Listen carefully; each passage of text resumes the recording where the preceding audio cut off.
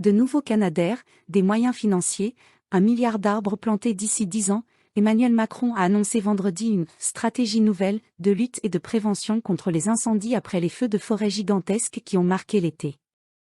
Le chef de l'État a prévenu que cet été exceptionnel ne le sera peut-être pas autant à l'avenir en raison du changement climatique, lors d'une cérémonie d'hommage, dans la salle des fêtes de l'Élysée, aux acteurs de la lutte anti-incendie.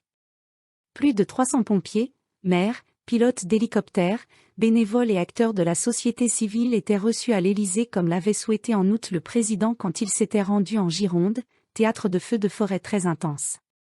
Il a dit sa reconnaissance aux familles évacuées, comme à tout le personnel engagé, à commencer par les pompiers, dont 2 sont disparus cet été, le commandant Pascal Allaire en Loire-Atlantique et le lieutenant Martial Morin dans les Bouches-du-Rhône qui ont payé de leur vie.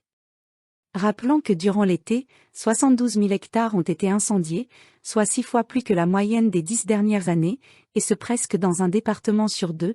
Il a dévoilé un plan qui prévoit notamment un renforcement des moyens des départements et des moyens aériens. Emmanuel Macron a ainsi annoncé une enveloppe supplémentaire de 150 millions d'euros à destination des services départementaux d'incendie et de secours, SDIS, en 2023, afin de renforcer la lutte contre les feux de forêt par de nouveaux moyens humains et matériels.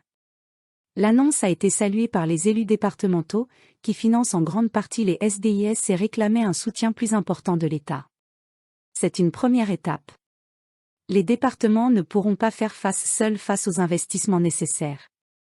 Il était temps que l'État prenne toute sa part, a réagi auprès de l'AFP François Sauvadet, président de l'Assemblée des départements de France, ADF.